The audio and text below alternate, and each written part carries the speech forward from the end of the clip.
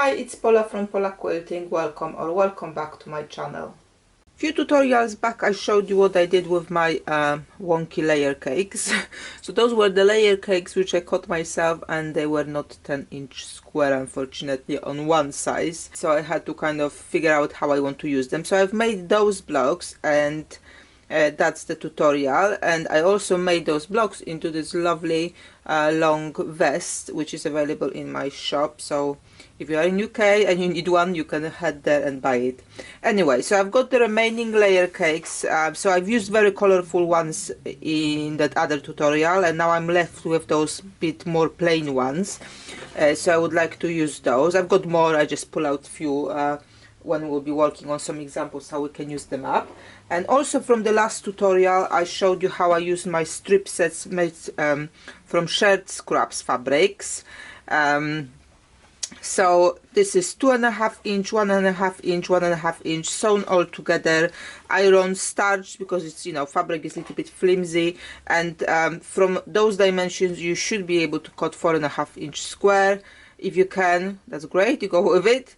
I couldn't, so I did 4-inch square. So I've got some already prepared, and those are the blocks I will be working alongside the big ones.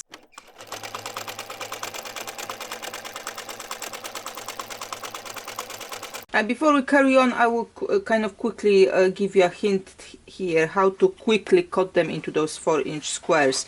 So first I've stacked few of those strips one on another with the smaller strip to the left. And then I just took a long ruler and I trimmed that edge here slightly just to make it nice and straight. And then from that I count 4 inches. So that's the first bit. And now it's easy to put them this way. And again, just align this side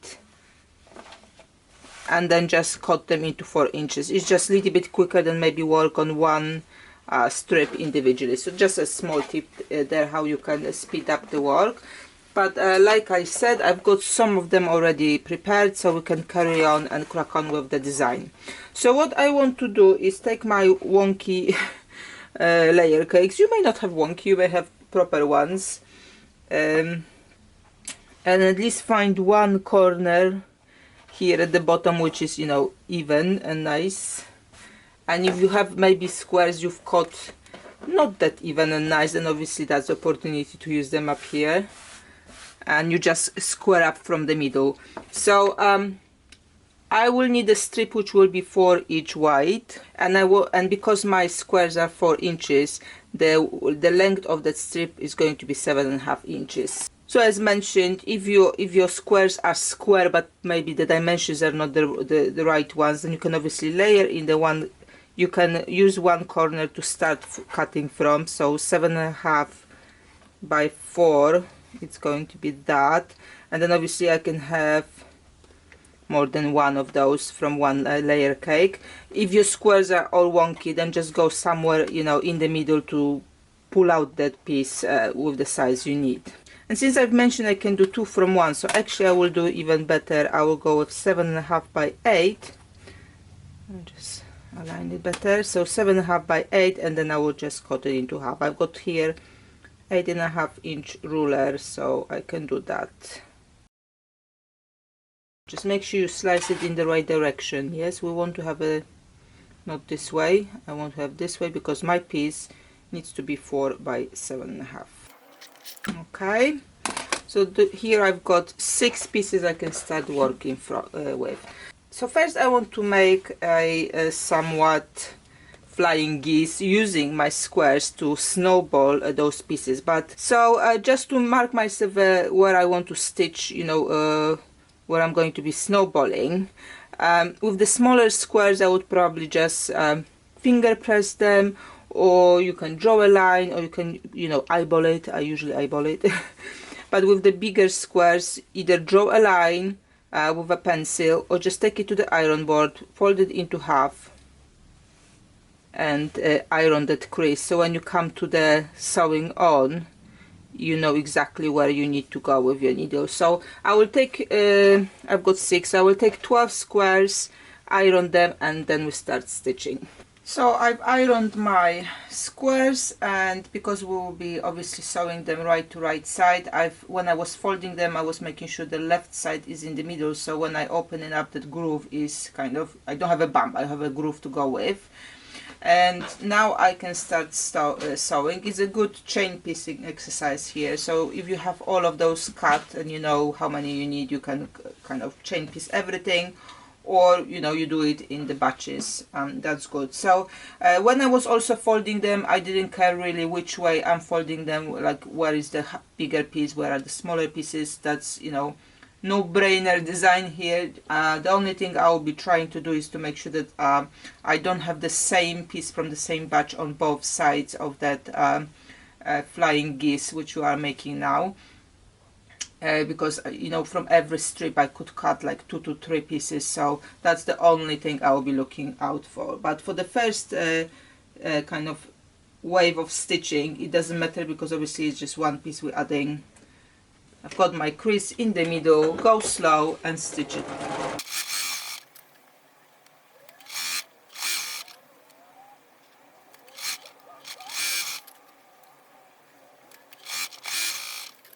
Okay, so I will use that many for now for that chain piecing exercise. So what I want to do now is I'll just take a few from the back and I will sew again approximately ½ inch down from that first stitch. Don't measure it, just eyeball it more or less where's the ½ inch, and just straight down next to that line on the outside corner.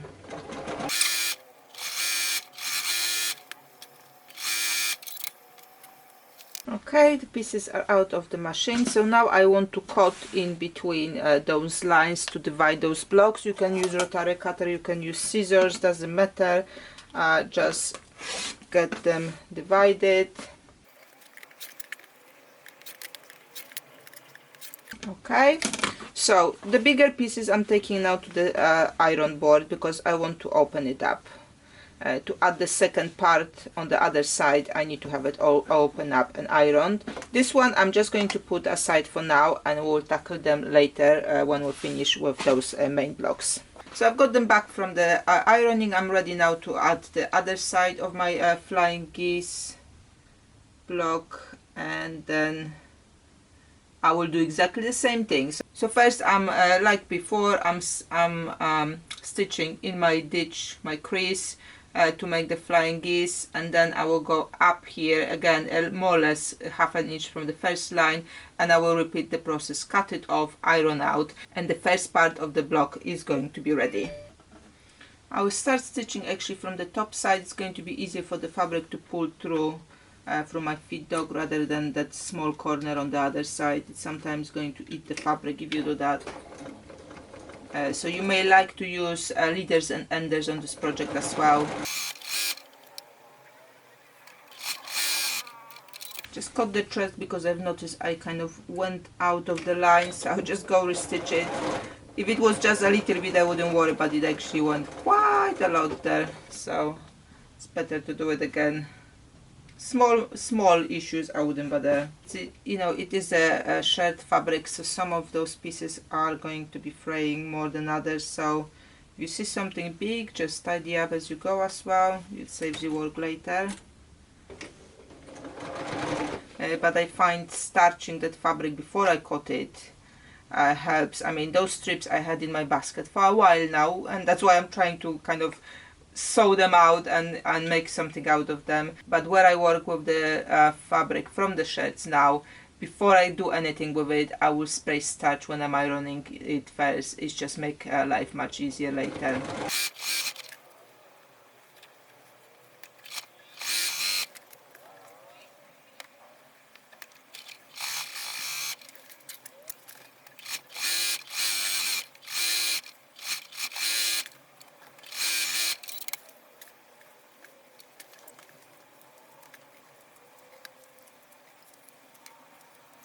Okay, so I'm working on few blocks, but I would have done that to whole batch, and now I need to do two things. I need to iron out my flying geese blocks, and I also want to iron open all of those half square triangles which I've created here. So I've got my blocks now, so they are unfinished 7.5 by 4, and I've got all of those half square triangles here, so I need to square them up. So you just measure to what's the biggest size you can do. So with mine I can do 3 inches. I just check few because depending, you know, which block it came from. Yeah, 3 inches. I should be able to cut them all down to 3 inches. That's fine. So I don't have a block log or any triangle ruler. I'm just using my normal ruler. How I work around it is I've got my 3 inches point here, 3 inches point here, and I want to have those points where my fabrics are meeting, and I know that's going to be in the middle, and then when I turn around it's just going to be exactly on the 3-inch lines. Here you go. So I need to do that now to all of my half square triangles, and I will show you how they kind of link with the other one when I'm done.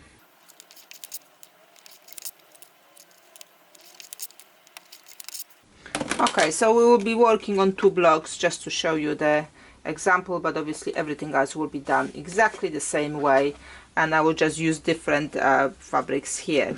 So I've got my block and I've got my half square triangles which are going with the same color, and I want to make another kind of flying geese, but using the color section of it to kind of create the triangle here.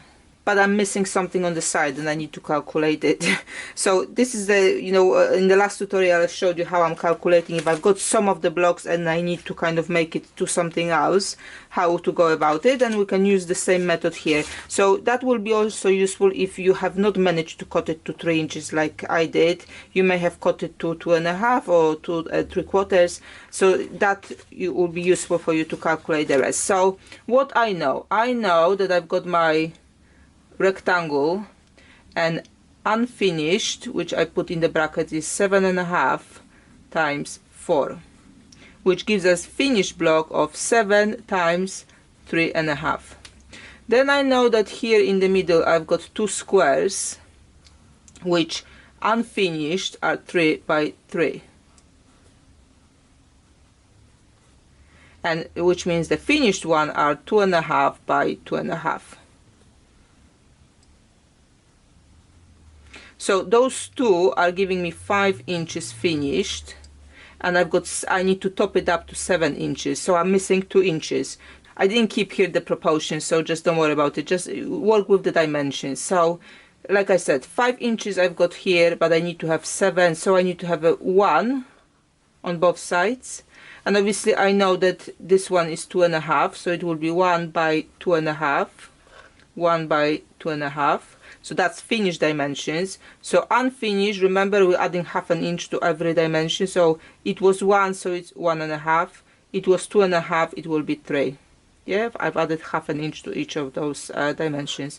And the same will be here, 1.5 times 3. And I've got scraps cut to 1.5 inches already, so I can use those and just subcut them to 3 inches.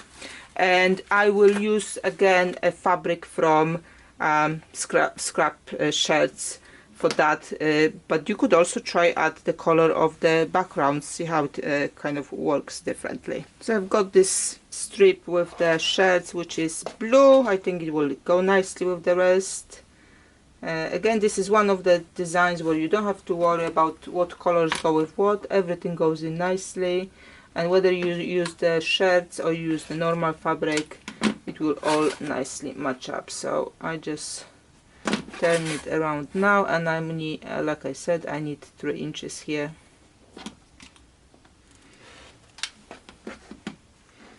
And this is how the block will look when we sew it together. So I've got this one, I've got my smaller flying geese here behind it, and I will have those 2 on the side. So obviously I want to sew all of those together first and then attach it to the bigger piece.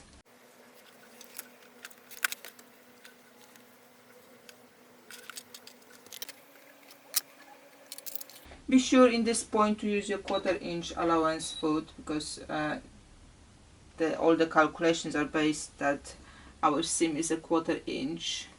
And I've stuck 2 blocks on one on another to chain piece them. So again, if I had more blocks ready, I probably could chain piece, you know, maybe 5, 6 at a time, but you obviously, you work the way you like. If you like to do 1 block at a time, go ahead and do that.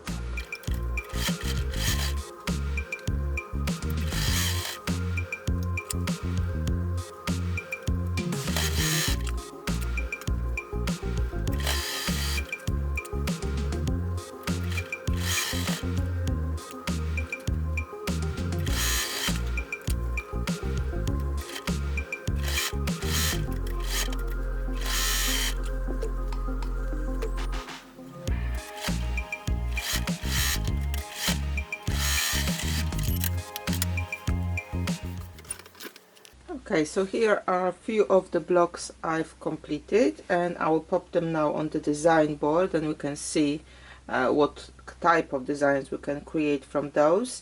And if you stay to the very end, I will also show you how I finish my quilt from the blocks Twinkle, In My Eyes, and a few other blocks were combined there. So let's have a look.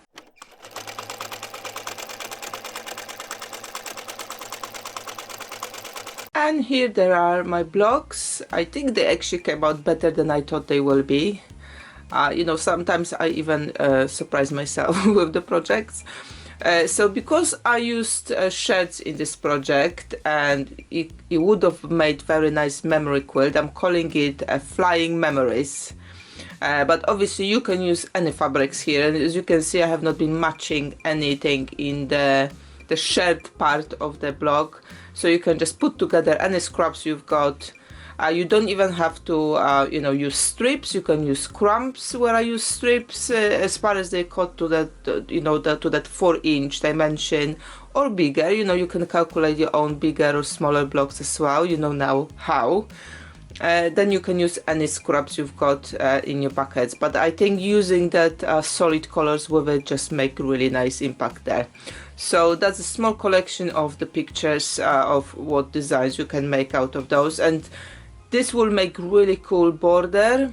You know, if you put it around the quilt, around the blocks, if you have blocks which are 7.5 inches squares, that will make really nice border for that. But I've got another project in my head where I would like to use those blocks, so be sure to watch, be sure to subscribe so you don't miss that. And have a look how I finish my Twinkle in My Eyes quilt. That quilt was also given as a present for a wedding. I had 2 weddings to attend this summer, so here is my wedding quilt, second wedding quilt. While you're watching, I would like to thank you very much for supporting me via watching those tutorials and videos without skipping the adverts. That really means a lot. And I would like to thank very much to those who subscribe to this channel. It really kind of motivates me to make more tutorials and create more stuff for you guys. Thank you very much to all who subscribe to my website. So October launch coming, you know, big steps. It's already October, but launch will be next week. There are some stuffs I've made from my scraps, and there are also some files which you'll be able to purchase. I only offer at the moment postage within the UK for the ready-made items, but I was just thinking that if your order will be for £50 or more, please get in touch via email. I will check the local courier how much it will cost to send it to wherever you are, and we'll just go from there. Thank you for joining, thank you for watching, and see you next time.